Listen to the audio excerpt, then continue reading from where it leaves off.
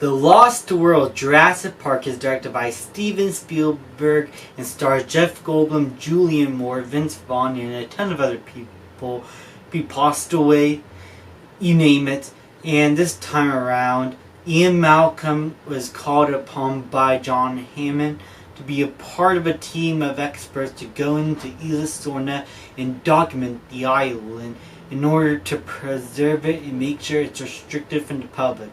Because InGen, who now took control of InGen from John Hammond, wants to go into the island, bring all the dinosaurs to their Jurassic Park in San Diego, which was under construction way before they decided to go to the island, and they abandoned it. So the two teams collide in the island, they get lost, and now have to find their way out and try to survive, all while dinosaurs are out trying to kill them. Now, this is really the movie that got me into Jurassic Park. I remember watching the VHS for the first time, and I got to the scene where Peter Ludlow, who is a nephew of John Hammond in the film, goes in the ship cargo hold and finds a baby T-Rex. Then the buck comes in, grabs him, takes him to his little baby, and the baby eats him. That was my first introduction, the first scene I've ever watched in a Jurassic Park movie. And I had not heard of Jurassic Park before then. I didn't even know what Jurassic Park was. And that was my first introduction to the entire franchise, and I fell in love with it. And especially this film. This was basically a childhood favorite. I watched that VHS so many times as a kid. And it's kind of broken now because I played it too many times. But over the years, I got DVD and Blu-ray copies. I'm getting the 4K right now. And watching it today, now that it's 25 years, this thing is 25. This movie is 25 years old now. I still absolutely love this film. Now, it isn't without its flaws, but in my opinion, it's overall a more entertaining film, despite it being not as impactful in the story front as a film in its filmmaking. It is superior to the original, in my opinion. The drastic tone shift from the first movie kind of helps that, and it could also be a detriment to the film too, because so many people will come into this film thinking it's another Jurassic Park, it's Jurassic Park 2, but it's not the same kind of film. This is more of a horror suspense thriller, sort of a survival movie akin to a film like The Edge or something like that. This film is all about survival, being stuck in an island filled with dinosaurs. It is more unpredictable and a lot more scarier. This film goes for a much darker tone than the original, and to me, that is very appealing. Also, the visual effects were just as amazing, if not better, and in my opinion, aged much better than the first movie. The detailing and everything is a lot more consistent and a lot more realistic this time around.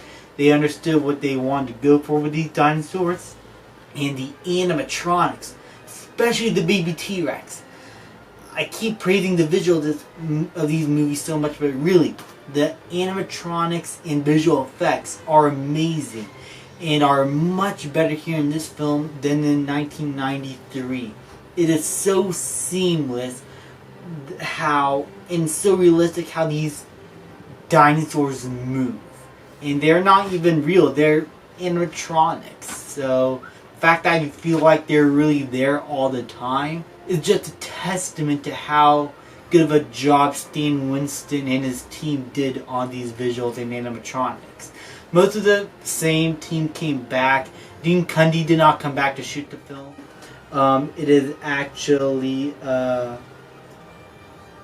Hanuz Kaminsk. I'm sorry if I butchered your name, sir. You shot the film, and when I watched the behind-the-scenes feature, he wanted to go for much darker tone because that's what the script needed, and it worked. I think he shot the film very well. Even in the daytime, there's still a feeling of suspense. There's not a shot here where nothing feels dirty, nothing feels raw. The only awe-inspiring scene that you get in the film was the first introduction to the Stegosaurus, and that scene is awe-inspiring just as much as a Brachiosaur scene.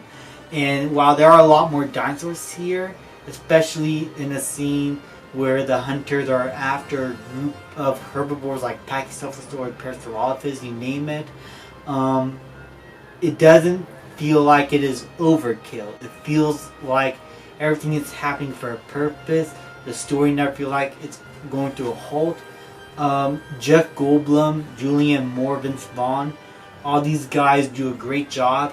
My favorite actor has to be Pete Postlewaite as Roland Tembo. So many great lines, such a great character, and it's probably the only character in this movie that has a complete character arc and has drastically changed at the end. Sure, some of the other characters do go through slight arcs, but it's really Roland Tembo that starts from a game hunter to someone who is emotionally beaten after the events of this entire movie. And his performance is probably my favorite of his, and rest in peace, man. You're awesome, Pete Postlewaite. You're a great Roland Tembo, and one of my favorite characters in the entire franchise. But aside from the horror elements and the visual effects and performances, how is the story itself? In my opinion, this is where the film kind of draws back a bit from the first movie. And that's mostly towards the third act of the movie.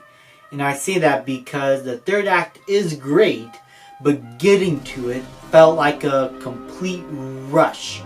I mean, there felt like there was supposed to be a few scenes here, but they were deleted to shorten the runtime.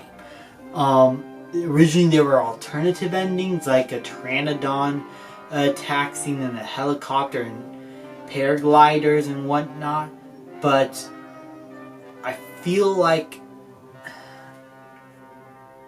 there just need to be some scenes there to bridge the ending of the film to make it feel more cohesive, because rewatching it over and over again, I still love it, but it feels like there's something missing. Also, the gymnastics scene is dumb, but for those who like or dislike the film, I guess we could all agree that those two elements of the movie are probably the worst aspects, in my opinion. Bridging the second and third act and the whole gymnastics scene. But that's really about it for me. Aside from maybe a few character decisions that are a little bit nitpicky for me to criticize, I still overall enjoyed the film. I thought the characters are all still pretty memorable, especially Eddie Carr in the film, who had a great scene trying to rescue his friends and then ultimately gets eaten by the T-Rexes.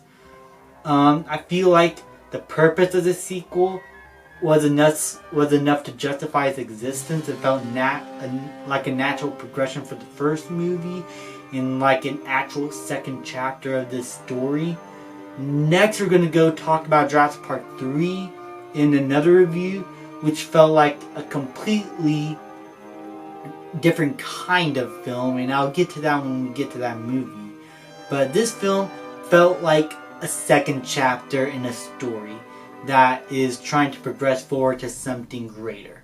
And it also feels conclusive, in my opinion. If the series ended here, then this would have been a good duology of movies. They continue the movies, and I still enjoyed them, but if it was just these two movies and we got the two books, I still would have been satisfied. Overall, The Lost World, in my opinion, is one of the most underrated movies of all time, and I'm going to give The Lost World Jurassic Park an A-.